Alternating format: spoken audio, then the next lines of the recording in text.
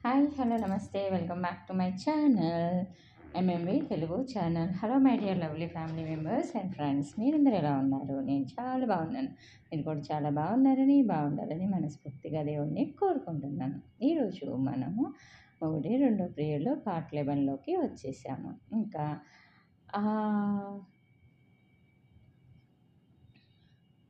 అహల్యకి ఒక్క నిమిషం కత్తితో ఎవరో నిలువున చీరినట్టుగా అనిపించింది.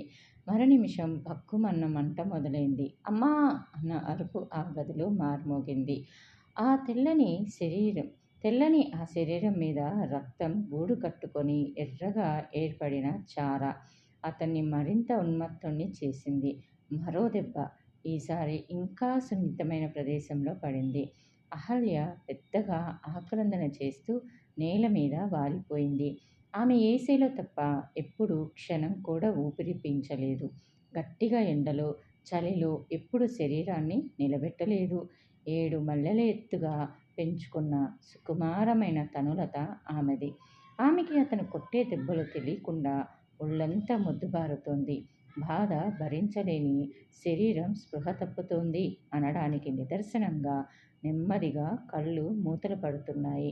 అప్పుడు ఆమె జుట్టు పట్టి కసిగా పైకెత్తి, ఏమిటి అని అడిగావుగా, ఇవిగో చూడు ఈ రాసలీలలు అంటూ ఆమె ముఖం మీదకి విసురుగా పడేశాడు చేతిలోని ఫోటోలని. ఆమె బలవంతంగా కళ్ళు తెరవడానికి ప్రయత్నిస్తూ ఆ ఫోటోలని చూసింది. ఈలోగా మరో దెబ్బ పడింది ఆమె ముఖం మీద. ఈసారి ఆమె ఆక్రందన చెయ్యలేదు. ఆ దెబ్బల కన్నా చేతిలోని ఫోటోలే ఎక్కువ బాధ పెడుతున్నట్లు కళ్ళ నుంచి నీరు జలజలా కారిపోతుంది. జగన్మోహన్ రావు చేతిలోని బెల్ట్ విసిరికొట్టి ఒగరుస్తూ అన్నాడు, వాడు ఆ భరద్వాజగాడు బిజినెస్లో నన్ను ఏ విధంగానూ దెబ్బతీయలేకపోయాడు. చవట వెధవ. ఈ మధ్య తారసపడకపోతే ఎక్కడో కట్టెలమ్ముకుంటున్నాడేమో అనుకున్నానే కానీ నాకే కాష్టం తయారు చేస్తున్నాడనుకోలేదు. చీచి, ఎంత నీచని కోడిగట్టాడు. కోట్లకి సంబంధించిన నా టెండర్ ఒకటి నేను విత్డ్రా చేసుకోకపోతే ఈ ఫోటోలన్నీ వాల్ పోస్టర్గా నా ప్రతి ఆఫీసు బిల్డింగ్ మీద అంటపెట్టిస్తాడట. ఈసారి పరువు కోసం వదిలేసిన మరోసారి ఇలాగే బ్లాక్మెయిల్ చేస్తాడు కదా. ఆ నెగిటివ్లు వాడి దగ్గర ఉన్నంతకాలం ఇలా సాగించుకుంటాడు. నేను అడుక్కు తినే వరకు వాడు శాంతించడు. నీ వల్ల, ఇదంతా నీ వల్ల. అసలు నిన్ను ఆమె తలని గోడకేసి కచ్చగా కొట్టాడు. థు! అంతలోనే చిత్కారం చేసి వదిలేసి వెళ్ళిపోయాడు. అతను వెళ్ళిపోయాక ఆమె తన శరీరాన్ని తన ఆధీనంలోకి తెచ్చుకొని లేచి కూర్చోడానికి ప్రయత్నించింది. ఒక్క అవయవం కూడా సహకరించలేదు. ఎదురుగా చిందరవందరగా నేల మీద పడి ఉన్న ఫోటోలని చూస్తున్న కొద్దీ ఆమె కడుపులో బాధ సుళ్ళు తిరుగుతుంది. భర్త అన్న మాటలకి, కొట్టిన దెబ్బలకి ఆమె బాధపడటం లేదు.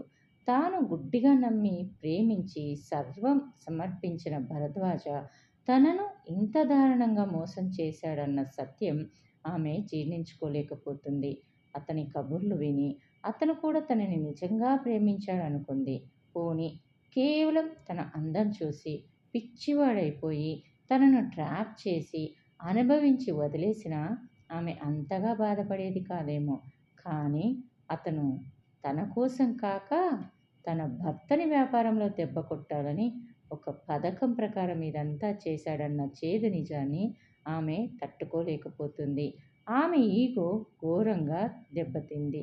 నమ్మి అతని ఆనందానికై పూర్తిగా సహకరిస్తున్న స్త్రీని వంచన చేసి రహస్యంగా ఫోటోలు తీయించిన నైత్యాన్ని ఆమె తట్టుకోలేకపోతుంది. వాణ్ణి ముక్కలు ముక్కలుగా నరికేయాలన్న కోరిక కలిగింది. అంతకు ముందు రోజు ఆమె ఫోన్ చేస్తే అతను మాట్లాడుతూ మధ్యలో కట్ చేశాడు. ఆమె మళ్ళీ చేసింది. బిజీగా ఉన్నాను అని విసుక్కున్నాడు. ఆమె ఉక్రోషంతో వెంటనే బయలుదేరి వెళ్ళింది. లోపలే ఉండి పనివాళ్లతో లేడని చెప్పించాడు. ఆమె ఏడుస్తూ మనసు వికలం చేసుకుని ఎక్కడెక్కడో తిరిగి ఇల్లు చేరింది. రాగానే భర్తతో ఘర్షణ జరిగింది. భరద్వాజతో తన సంబంధం గురించి ఎవరో ఫోన్లో చెప్పారట. తాను తెగించి మాట్లాడింది. నీ కొడుక్కి టెలిగ్రామ్ ఇచ్చి పిలిపించి వాడితో అన్నీ చెప్పేస్తాను అన్నాడు చివరి అస్త్రంగా. ఆమె భయపడింది. వద్దు, ఇంకెప్పుడు వెళ్ళను, అన్నీ మానేస్తాను అని అతన్ని బతిమాలుకుంది. ఆ రాత్రే నిశ్చయించుకుంది అన్నీ మానేసి తిరిగి ఇదివరకులా మారిపోవాలని. ఇంతలో ఇలా ఆమెకి చాలా విరక్తిగా, ఈ ప్రపంచం అంటేనే చెప్పలేనంత వెగటుగా అనిపించింది. మధ్యాహ్నం కొడుకు దగ్గర నుంచి ఫోన్ వచ్చింది. అతను రాత్రి బయలుదేరి మన్నాడు వస్తున్నట్టుగా చెప్పాడు. ఆమె అతనితో చాలా ప్రేమగా మాట్లాడింది. కన్నా, నిన్ను త్వరగా చూడాలని ఉందిరా, కానీ అదేమిటే, రేపు చూద్దువు గాని, వచ్చేస్తున్నాను గాదా, నేను మీతో ఒక అర్జెంట్ విషయం చెప్పాలి అన్నాడు. ఎవరినైనా ప్రేమించావా? ఆమె భావరంజితంగా అడిగింది. అవును, వెంటనే చెప్పాడు. మన ఇంట్లో ప్రేమ అచ్చిరాదేమోరా కన్నా, ఆమె భారంగా అంది. అదేం మాట? సరే సరే, రేపు వచ్చాక మాట్లాడుకుందాం. ఫోన్ పెట్టేశాడు విక్రమ్. అహల్య టేబుల్ మీద ఉన్న విక్రమ్ ఫోటోని చేతిలోకి తీసుకొని ముద్దు పెట్టుకుంది. ఆమె కళ్ళ నుంచి స్రవిస్తున్న కన్నీటి చుక్కలు రెండు జారి ఫోటో మీద పడ్డాయి. అన్నమాట ప్రకారం విక్రమ్ మరనాటి ఉదయానికెల్లా వచ్చేశాడు. కానీ మాట్లాడడానికి తల్లి లేదు. అహల్య ఈ లోకాన్ని అమితంగా ద్వేషించి తనని తానే వెలేసుకుంటూ పైలోకాలకి వెళ్ళిపోయింది. తల్లి మరణవార్త విక్రమ్ని నిలువునా కృంగతీసింది. నిన్న మధ్యాహ్నం చక్కగా ప్రేమగా మాట్లాడిన మనిషి ఈనాడు కట్టెగా మారి ఎదురుగా ఉండటం ఆశ్చర్యాన్ని కలిగించింది. తండ్రి దగ్గరికి వెళ్ళి ఏడుస్తూ, డాడీ, ఇది ఎలా జరిగింది అని అడిగాడు. ఆయన పైకి రా అంటూ కొడుకుని తనతో పాటు పైకి తీసుకువెళ్ళి అరమరాలోంచి ఫోటోలు తీసి చేతికిచ్చాడు. విక్రమ్ చేతులు అతని తల్లి భరద్వాజతో కలిసి ఉండగా తీసిన చిత్రాలు. ఏ కొడుక్కి రాకూడని పరిస్థితి. అతని మొహంలో కట్టలు తెంచుకున్న ఆవేశం చోటు చేసుకుంటుండగా, ఎవరతను అడిగాడు. జగన్మోహన్ రావు అంతా వివరంగా చెప్పాడు. నన్నే విధంగానూ ఓడించలేక మీ అమ్మని వల్ల వేసుకుని నన్ను బ్లాక్మెయిల్ చేస్తున్నాడు అన్నాడు కోపంగా. విక్రమ్ ఏమీ మాట్లాడలేదు తండ్రితో. జగన్మోహన్ రావు డబ్బు వెదజల్లి అహల్యది ఆత్మహత్య కాదని, సహజ మరణమేనని రిపోర్ట్ తెప్పించాడు. విక్రమ్ తల్లికి దహన సంస్కారాలు నిర్వర్తించాడు. సరిగ్గా అప్పుడే మరొకడి దండనానికి ముహూర్తం నిర్ణయించాడు. అహల్య పోయిన మూడో నాడు భరద్వాజ హత్య కావింపబడ్డాడు విక్రమ్ చేత. భరద్వాజని హత్య చేసిన విక్రమ్ తానంతట తానే పోలీస్ స్టేషన్కి వెళ్ళి అరెస్ట్ అయ్యాడు. జగన్మోహన్ రావు హుటాహుటి పరిగెత్తుకుంటూ వచ్చాడు. నువ్వేం కంగారు పడకు, ఎంత డబ్బైనా సరే ఇచ్చి మంచి లాయర్ని పెడతాను, శిక్ష తక్కువ పడేటట్లు చేస్తాను. అయినా ఇంత తొందరపడ్డం నాకొక్క మాట చెప్పి ఉంటే మన చేతికి మట్టంటుకోకుండా అన్నాడు నెమ్మదిగా. విక్రమ్ నిప్పులు కక్కే కళ్ళతో ఆయన్ని చూశాడు. ఆ చూపులోని తీక్షణతకి ఆయన తట్టుకోలేనట్లు చూపులు వాల్చుకున్నాడు. విక్రమ్ ఆవేశంగా, నేను వాణ్ణి చంపింది మీకోసం, మీ కోట్లతో నడిచే వ్యాపారం కోసం కాదు, మీకొచ్చే అపవాదుల కోసం, పరపతి నష్టం కోసం, అంతకన్నా కాదు అన్నాడు. నీ తల్లి రుణం తీర్చుకోవడానికా? వ్యంగ్యంగా అడిగాడు ఆయన. కాదు మరి, అటువంటి నీచుడు బ్రతకకూడదు, అందుకు. నమ్మి వచ్చిన ఆడదాన్ని, అందులోనూ అమాయకంగా ప్రేమించిన ఆడదాన్ని ఈ విధంగా మోసం చేసే హక్కు ఎవడికి లేదు. కుట్ర పన్ని ఇంత కుచితంగా ఆమె మనసుని, ఆమె శరీరాన్ని కన్నా ముందే చంపిన వాడికి ఏ శిక్ష విధించినా తక్కువే. ఆమె నా తల్లైనా, చెల్లైనా, భార్య అయినా, ఎవరైనా కానీ ప్రేమ పేరుతో నయవంచనకు పాల్పడిన వాడిని బ్రతకనివ్వకూడదు. అతను ఆ క్షణంలో రుధిరాగ్ని జ్వాలలు కక్కుతున్న సుగురుడిలా ఉన్నాడు. అప్రయత్నంగా జగన్మోహన్ రావు కొడుకుని చూసి ఒక్క అడుగు వెనక్కి వేశాడు. విక్రమ్ ఆయన కళ్ళల్లోకి సూటిగా చూస్తూ, భరద్వాజని నేను ప్రత్యక్షంగా హత్య చేశాను, అందుకు నాకు ఈ శిక్ష పడుతుంది. భరద్వాజ, నువ్వు కలిసి నా తల్లిని పరోక్షంగా హత్య చేశారు, అందుకు ఒకడికి నేను శిక్ష విధించాను, ఇంకొక వ్యక్తిని ఏ చట్టం శిక్షించలేదు, కేవలం ఆత్మసాక్షి తప్ప. నాకు మీ లాయర్లు, డబ్బు, పైరవీలు ఏమీ వద్దు. ఆ ఇంటి కన్నా ఈ జైలు నాకు విశాలంగా, స్వేచ్ఛగా కనిపిస్తుంది. మీరు చేయవలసిందల్లా ఒక్కటే, అదే అమ్మ డైరీలు. నా టేబుల్ మీద ఉంటాయి, చూడండి. ఆమెని అర్థం చేసుకోవడానికి కాదు, అందువల్ల ప్రయోజనం కూడా లేదు. మీరేమిటో ఆవిడ దృష్టిలో మీకు తెలియడానికి అన్నాడు. జగన్మోహన్ రావు తల వంచుకున్నాడు. అక్కడి నుంచి యువతలికి వస్తుంటే మొదటిసారిగా ఆయనకి తను ఏమీ లేనివాడిననే భావన కలిగింది. ఆ రాత్రి అహల్య జీవితాన్ని చదువుతుంటే కళ్ళ నిండా నీళ్లు చేరి అక్షరాలు మసకగా మారి కనిపించటం మానేశాయి. పూర్తిగా చదవడం ఆయన శక్తికి మించిన పని అయిపోయింది. వ్యక్తుల్ని భరించవచ్చు, వ్యక్తిత్వాన్ని భరించడం కష్టం. వ్యక్తిని హత్య చేసినవాడు శిక్షింపబడతాడు, వ్యక్తిత్వాన్ని హత్య చేసినవాడు నిర్లజ్జగా తిరుగుతుంటాడు. నిజానికి రెండోది మొదటి దానికన్నా ఘోరమైన నేరం. ఇటువంటి హంతకులు ఎందరో ఉంటారు మన చుట్టూ. ఆ రాత్రి ఆయన జాగరణం చేశాడు, మేలుకొనే కలలు కన్నాడు. అహల్య, విక్రమ్ మాటిమాటికి ఆయన కళ్ళ ముందుకు వచ్చి నవ్వుతూ ఎగతాళి చేస్తూనే ఉన్నారు. ఎప్పుడెప్పుడు తెల్లవారుతుందా అని ఎదురుచూసి తెల్లవారగానే ఆయన పరాత్పరరావుకి ఫోన్ చేసి అపాయింట్మెంట్ తీసుకున్నాడు. పరాత్పరరావు పేరు మోసిన లాయరు. ఆయన కేసు పట్టాడంటే అది గెలవకపోవడం అన్నది అప్పటిదాకా జరగలేదు. పరాత్పరరావు తన ప్రతిభతో, విక్రమ్ ఆవేశంతో అనాలోచితంగా కన్నతల్లి మీదున్న ప్రేమ కొద్దీ చేసిన హత్యగా వాదించి కేవలం 3 సంవత్సరాల శిక్ష పడేటట్లుగా చేయగలిగాడు. వార్త విన్న వర్షిణి వెంటనే హైదరాబాద్ వచ్చింది. విక్రమ్, ఇదంతా ఏమిటి? ఎలా జరిగింది? వర్షిణి హృదయం ఊడిపడేటట్లు ఏడుస్తూ అడిగింది. విక్రమ్ ఆమె వంక ఆర్తిగా చూసి, నేను శ్రీని చాలా గౌరవిస్తాను వర్షిణి అన్నాడు.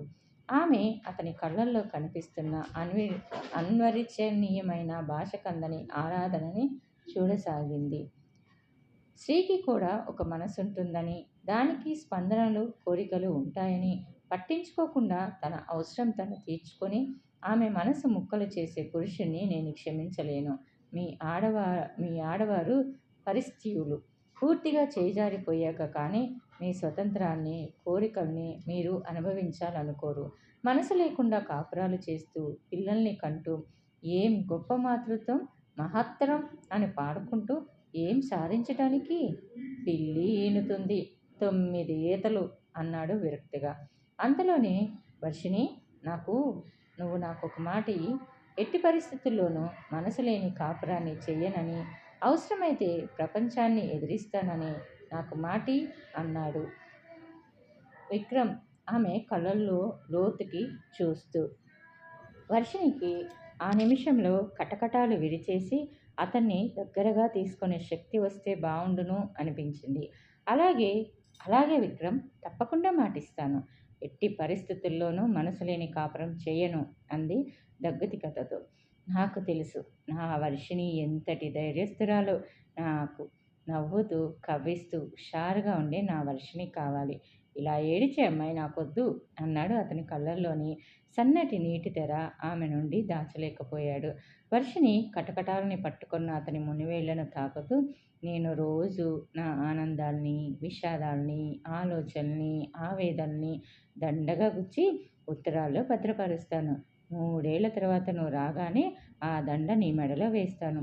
ఎంత బాగుంటుందో ఊహించుకో అని కళ్ళు తుడుచుకొని కలకలా నవ్వి, అప్పుడు నువ్వు ఏం చేస్తావో తెలుసా అంది. అతను నిర్లిప్తంగా ఆమె వైపు చెప్పమన్నట్లు చూశాడు. తెల్లని లాల్చీ పైసమా వేసుకొని శుభ్రంగా గడ్డం చేసుకొని, అదుగో అబ్బుగా మూత పెట్టుకో, గడ్డం మనకి అడ్డం కదా, వెనక్కి వాలి నువ్వు దిండుకు జారుగిలపడి నా ఉత్తరాలు చదువుకుంటావు. నేను నీ మోకాలి మీద నా గడ్డాన్ని ఆంచి నీ కళ్ళల్లోని భావాల్ని పగ్గాలు వేసి పట్టుకోవడానికి ప్రయత్నిస్తుంటాను. చిరునవ్వుతో చదువుతున్న వాడి వల్ల నా నెత్తి మీద మొట్టికాయ వేస్తావు. ఎందుకంటే మొదట్లో చాలా నిరాసక్తంగా వింటున్నవాడల్లా ఆమె చెప్పే తీరుకి ఆకర్షితుడి అయి అందులోని తీపిని ఆస్వాదించటం ప్రారంభించి ఆలస్యం భరించలేనట్లు ఉద్వేగంగా చూశాడు. ఎందుకంటే నా అల్లరి ఆలోచనలు, చిలిపి ఊహలు తెలిసి నేను ముద్దొచ్చేస్తానన్నమాట. అమ్మ దొంగ, నీకు చాలా తెలిసే అంటూ నన్ను దగ్గరికి తీసుకోబోతే నేను తల అడ్డంగా ఊపి హఠం చేస్తూ అన్నీ చదవాల్సిందే అంటాను.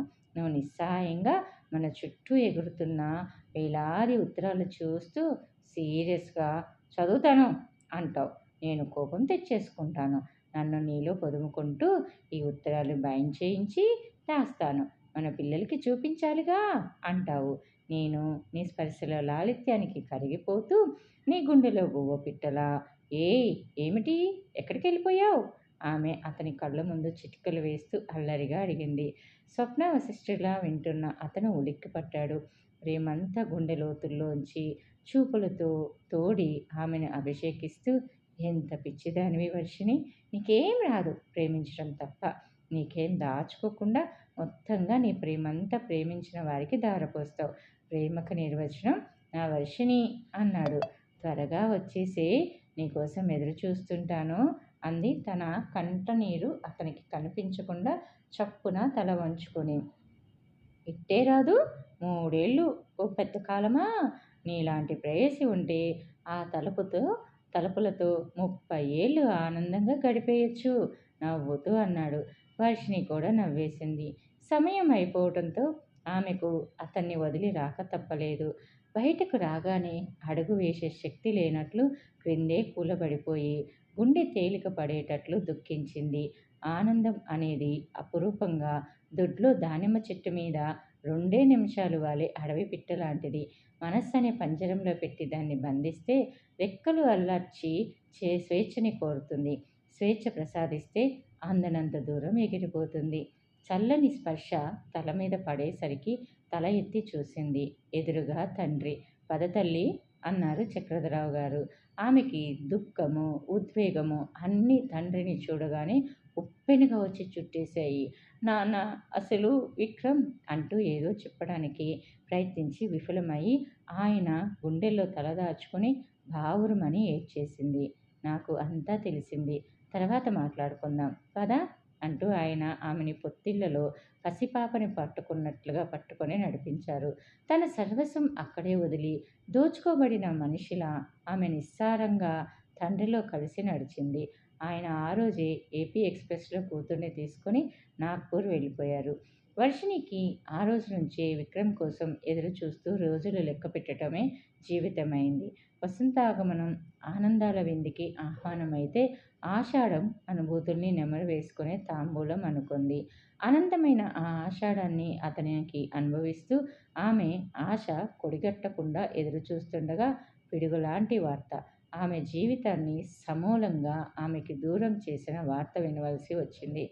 హైదరాబాద్ సెంట్రల్ జైల్లో జరిగిన అగ్ని ప్రమాదం కారణంగా వేలాది ఖైదీకులు మరణించారు అంటూ మృతుల పేర్లు, వివరాలు టీవీలో చదువుతున్నారు.